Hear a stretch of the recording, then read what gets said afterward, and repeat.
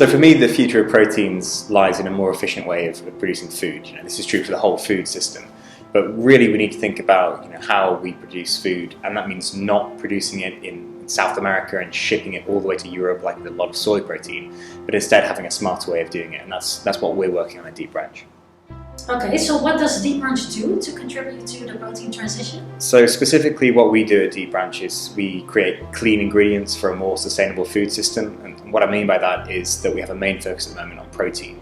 So we have a product called Proton that we make using carbon dioxide and hydrogen as the main inputs. So we don't need any arable land, and we can make it right here in South Holland if we choose to do so with a large-scale commercial plant. Great. Okay. And what do you see as the main barriers right now in the transition?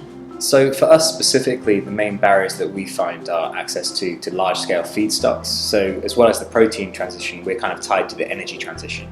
We need a lot of renewable power to fuel our process. And so we need to be smart about where we can source electricity so it ensures that we can have a low carbon footprint, because a lot of the potential that we have is linked to green energy. So I think tying together the energy transition with the protein transition is something where you'll see that the whole picture is bigger than the sum of the individual parts.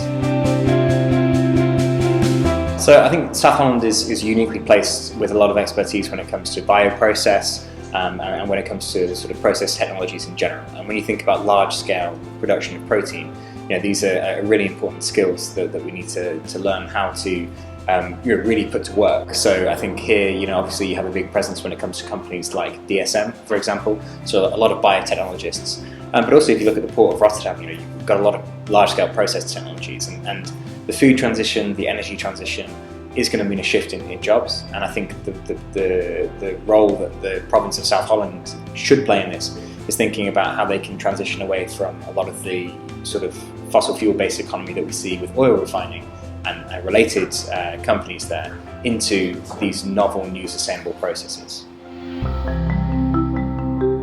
I think so. So I live in Leiden, so if I can see far enough, it's a clear day, I would say yes.